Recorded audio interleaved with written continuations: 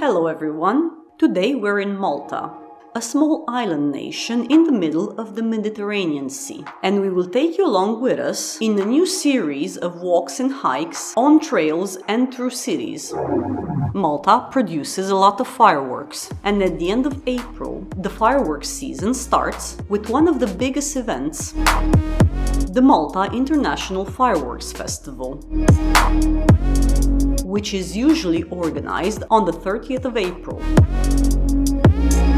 And from there it continues every week with another city, turning into a competition between cities, each trying to organize the most beautiful fireworks display.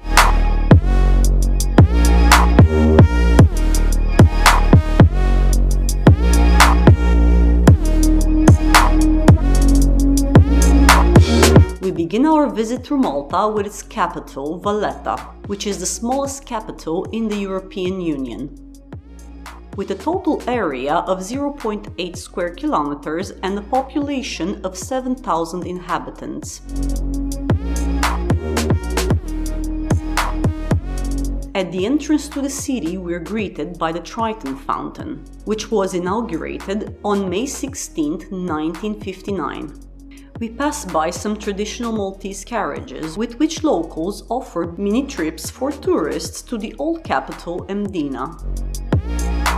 An interesting fact is that the Maltese are very fond of horses and horse racing, and one of the traditional dishes after fish, rabbit and quail is horse meat.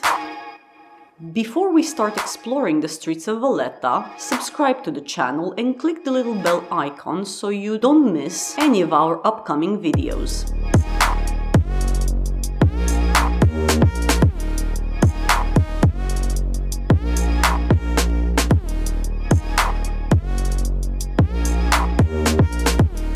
Valletta is a UNESCO World Heritage Site with one of the highest densities of monuments, a total of 320. The capital is located on a peninsula, and its construction began in 1566, on March the 28th, with the first stone laid at the foundation of the Church of Our Lady of Victory by the Grand Master de la Valletta. The city is named after its founder. In the area where once stood the protective moat of the fortress, there is now a park that was completed in 2018 when Valletta was nominated as the European Cultural Capital. Upon entering the city, on the right side, we come across the new Parliament building.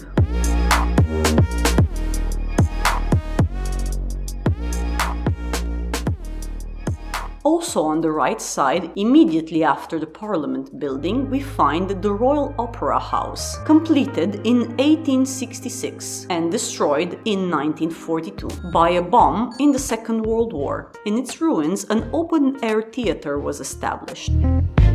Behind the theatre is the Jean de la Vallette Square, where we can find the statue of the city's founder, Grand Master Jean de la Vallette, of the Order of the Knights of Malta.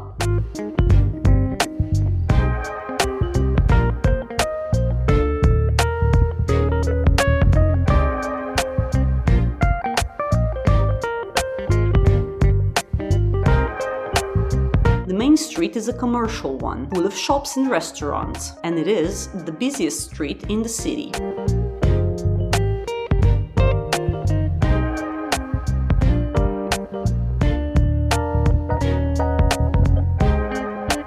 The vast majority of the towns preserve the old architecture and the traditional way of building, with limestone blocks and wooden doors, which are decorated with beautiful knockers of various shapes and sizes that can be found for sale in several places around the city.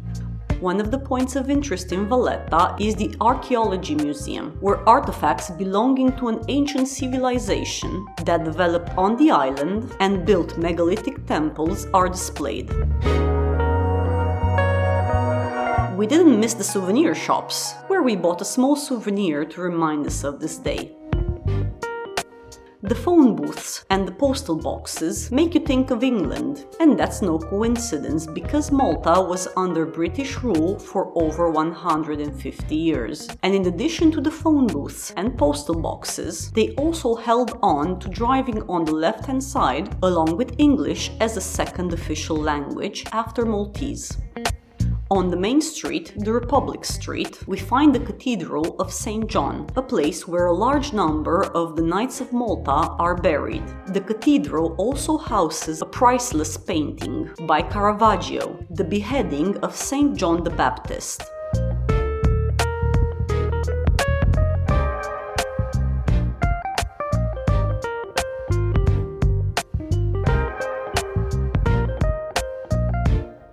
In front of the National Library, we stop for a few moments to look at the statue of Queen Victoria of Great Britain.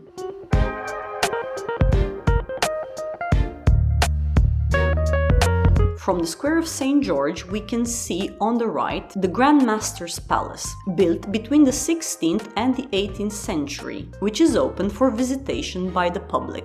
On the opposite side of the square is the main guard building, built by the Knights of Malta and then used by the British as the Attorney General's office. The statue in the square was raised in memory of the 1919 revolution against the British rule. Walking through the streets of the city, on the facades of the old buildings, we see the traditional Maltese balconies. Here is one of the small shops that sells traditionally handmade filigree jewelry.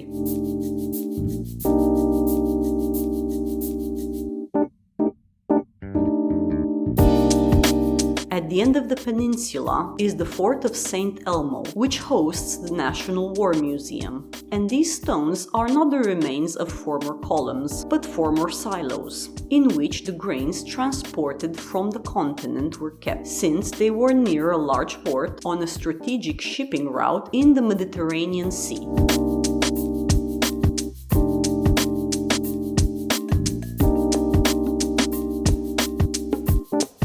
The building on the left is a conference center and the Museum of the Knights Hospitaliers. At the end of the street sits the Siege Bell Memorial, which was erected here in 1992, in memory of those who fought and died for Malta in the Second World War, when the island was one of the most heavily bombarded places.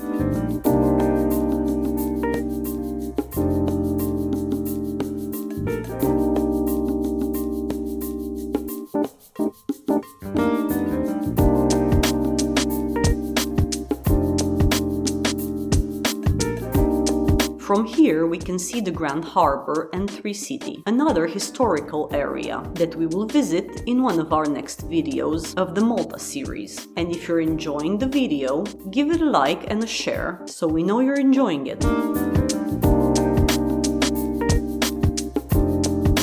This place is a good viewpoint from where we can see the two lighthouses that stand at the entrance of the Grand Harbour.